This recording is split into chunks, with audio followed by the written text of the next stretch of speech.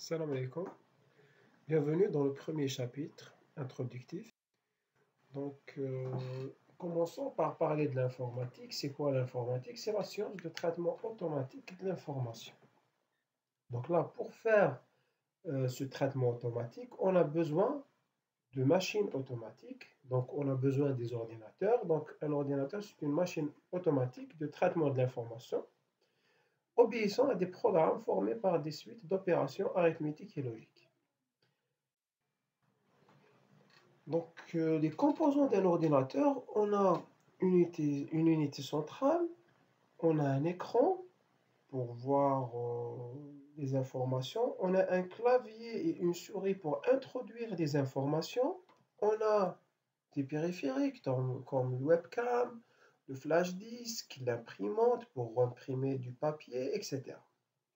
Donc là, dans un premier temps, on va commencer par aborder l'unité centrale ou le cœur de l'ordinateur. Donc, dans une unité centrale, elle est englobée dans un boîtier qui contient tous les composants de l'ordinateur.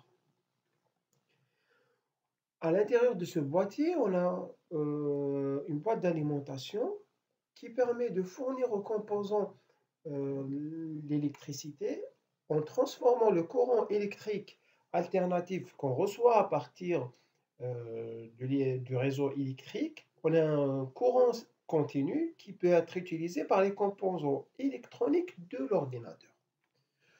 Ensuite vient la carte mère. C'est un circuit imprimé sur lequel on y connecte les composants de l'ordinateur. En quelque sorte, c'est le cœur de l'ordinateur. Sur cette carte mère, on va trouver le CMOS. C'est une mémoire dans laquelle on stocke des informations qu'on utilise lorsque l'ordinateur est éteint. Ensuite vient le BIOS, qui est un micro-logiciel embarqué dans la carte mère qui permet de contrôler l'ordinateur lors de sa mise en tension jusqu'à ce que le système d'exploitation prenne les commandes. Donc là, on va voir après c'est quoi un système d'exploitation. C'est un logiciel. Et ensuite, il y a les connecteurs d'entrée-sortie. C'est les différents connecteurs auxquels on va intégrer ou installer des périphériques externes à l'unité centrale. Bien sûr, il y a aussi le disque dur, qui permet de stocker les informations de manière pertinente. Donc là, il est caractérisé par sa capacité qui peut être 1 Tera, 2 Tera ou autre. Dans l'unité centrale, il y a un composant très important qui est le processeur. Processeur, ça veut dire celui qui fait le traitement. Donc les traitements dont on parlait, c'est ce processeur qui va les faire. Sachez qu'un processeur, il est caractérisé par sa marque, Intel, AMD ou autre, par sa fréquence d'horloge correspondant au nombre d'opérations qu'il fera en une seconde. Par exemple, si on dit ce PC, il a une fréquence d'horloge de 2 GHz, giga, ça veut dire milliard. Donc là, il peut faire 2 milliards d'opérations élémentaires par seconde. Ensuite, il y a une autre caractéristique, c'est le nombre de threads ou bien de cœurs. Imaginons qu'on a un processeur. Donc là, imaginons que c'est un robot. Imaginons que ce robot, il a une seule main. Donc là, cette main, c'est le cœur. Donc lorsque il va produire ou bien il va traiter des informations, il va aller à une vitesse. Mais si par exemple on va avoir deux mains, c'est-à-dire deux cœurs dans un processeur, par analogie, là, on va exécuter plus d'instructions ou bien plus de tâches. Donc là, c'est ça le principe de dual core, c'est qu'on a un seul processeur, mais ce processeur, il a deux cœurs. C'est comme si on a un robot avec deux mains. Ensuite, il y a un autre problème ou bien une autre notion de parallélisme, c'est que dans un processeur, on peut avoir deux processeurs. Donc là, on parle Core 2 Duo. Lorsqu'on dit Core 2 Duo, c'est qu'on a deux processeurs dont chacun a deux cœurs. Contrairement à Dual Core où vous avez un seul processeur. Ben, la majorité des processeurs actuels, ils ont un minimum deux processeurs. Donc, c'est des corps de duo ou plus. Donc, SMT, Simultaneous Multithreading, là, c'est une technologie qui permet d'exécuter deux threads au lieu d'un seul. Donc là, elle permet d'être plus rapide encore. C'est une optimisation dans l'exécution.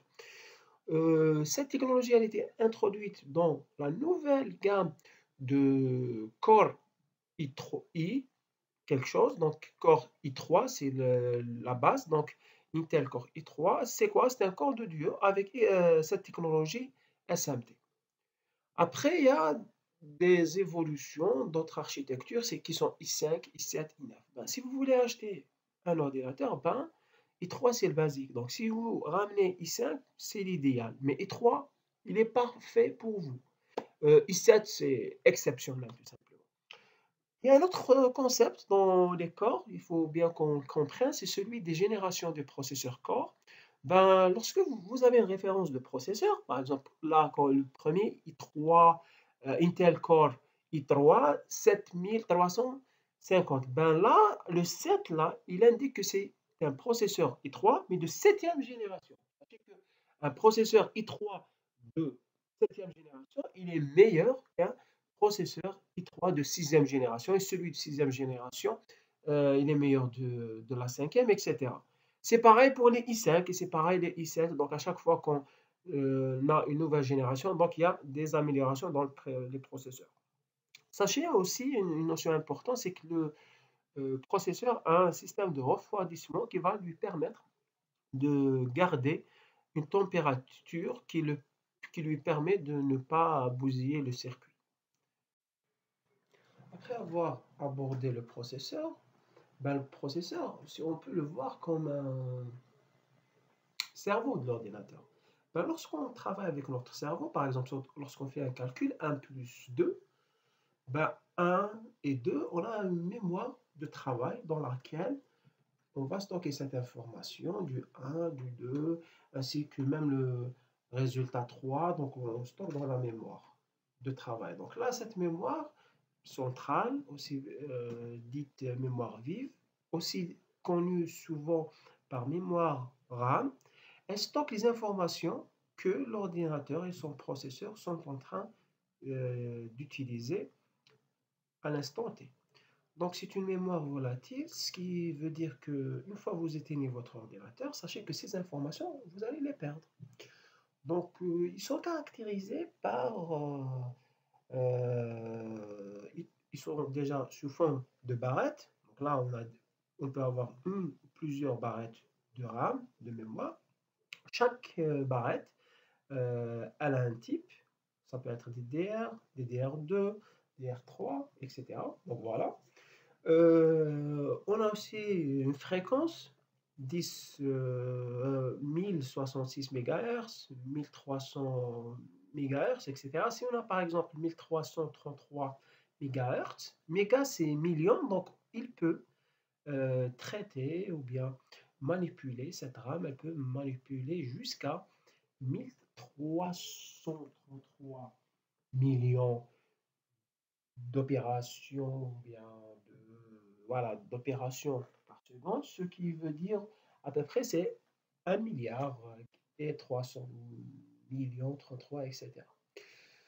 Donc là, elle est aussi caractérisée par une capacité de stockage. Donc là, ça peut être 2 gigas, 4 gigas, 8 gigas. Donc idéalement, si vous arrivez à avoir une DDR3 avec 4 gigas, c'est idéal. 8 gigas, c'est parfait.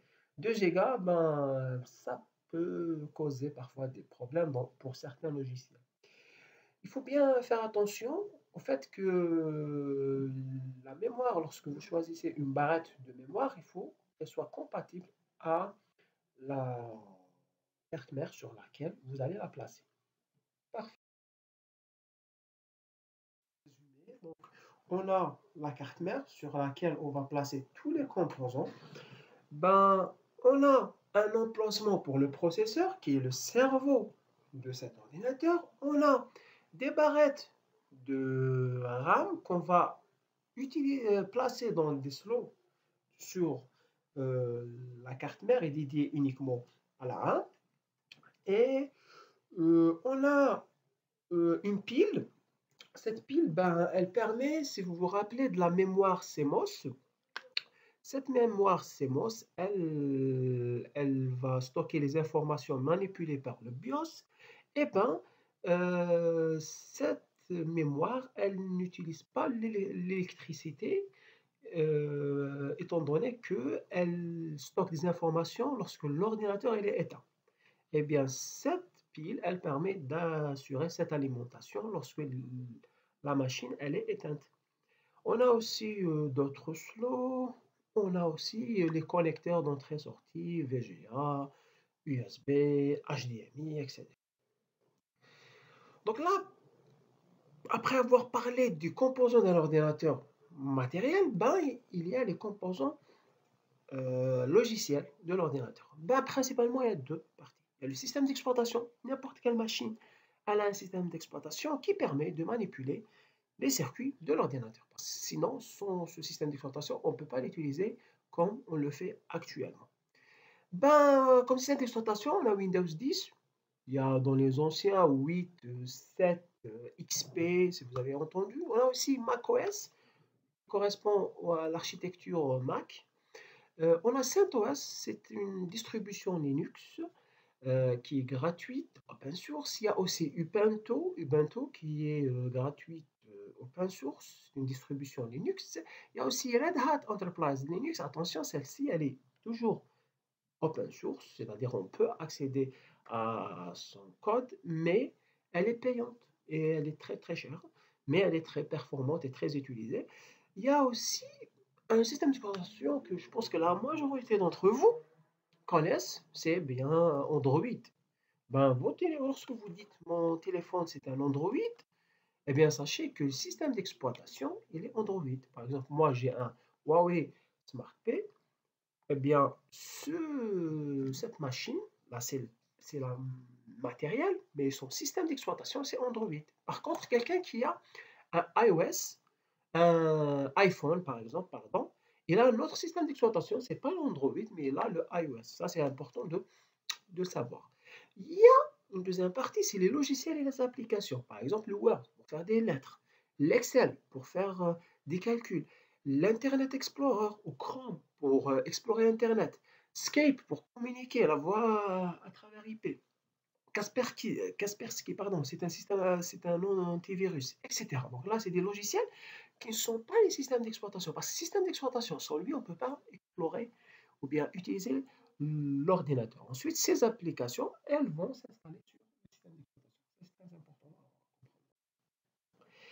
Ben, maintenant, on va voir, une fois qu'on a compris tous les composants, ben, on va parler de fonctionnement d'un ordinateur. Donc, on avait une unité centrale. À l'intérieur, il y a principalement quoi?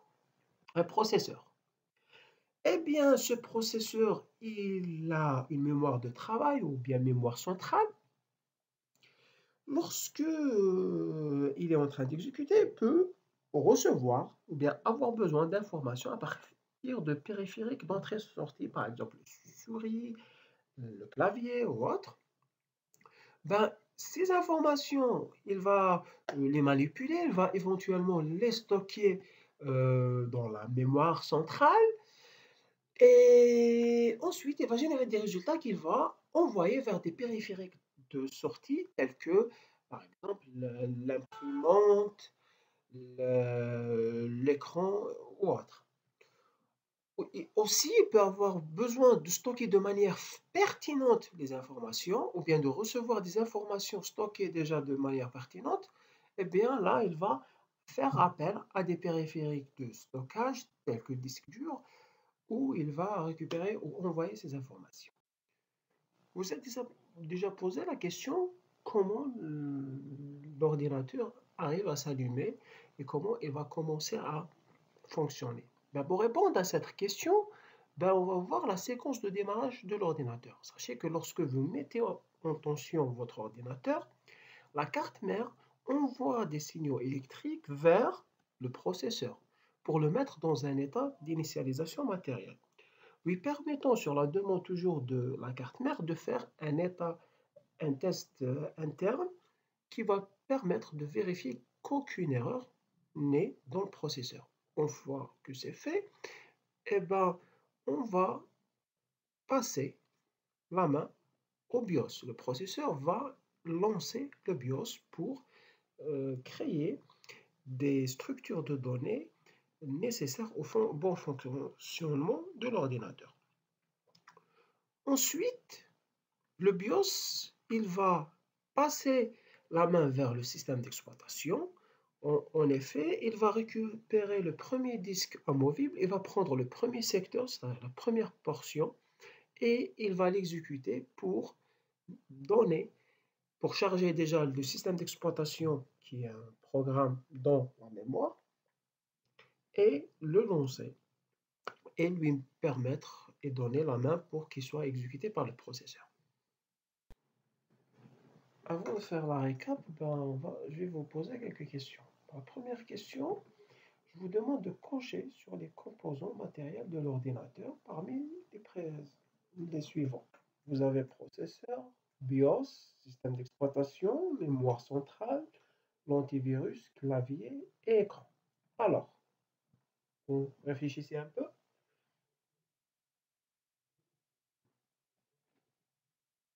Alors, qu'est-ce que vous pensez du processeur? Normalement, le processeur, bien sûr, c'est un composant matériel. Passons au deuxième, le BIOS. Pareil, c'est un composant matériel. Le système d'exploitation, c'est un composant logiciel, comme on l'a vu. Donc là, ce n'est pas du matériel. La mémoire centrale, ou bien la RAM, ou bien la mémoire vive, c'est pareil, c'est un composant matériel.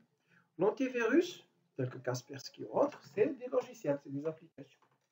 Le clavier et l'écran, bien sûr, je pense que vous avez choisi que c'est oui. Je vais me permettre de vous poser une toute petite deuxième question. Android est-il un système d'exploitation? Oui ou non?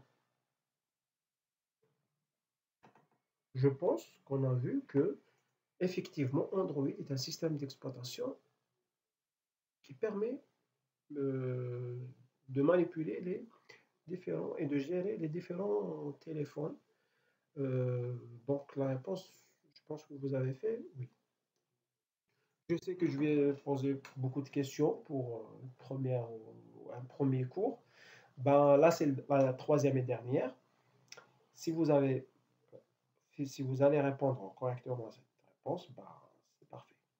Si je vous pose cette question, un processeur Intel Core i5 6400T, c'est un processeur Core i5 de quatrième génération, Core i5 de sixième génération, ou bien Core i5 de génération 64. Je pense que ce n'est pas de quatrième génération, mais de sixième génération. Et bien sûr, ce n'est pas de la génération 64. On avait déjà dit que le premier chiffre après le i5 ou bien i3, etc., c'est lui qui indique la génération du processeur. Si vous avez répondu correctement aux questions, c'est excellent. Si ce n'est pas le cas, je vous demande de revoir les vidéos.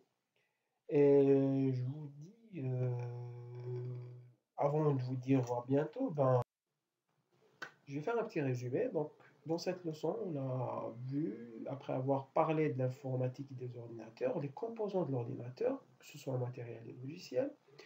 On a vu le fonctionnement de l'ordinateur et enfin, on a discuté de la séquence de démarrage de l'ordinateur, suivi de quelques questions. J'espère que c'était très bénéfique pour vous. À bientôt.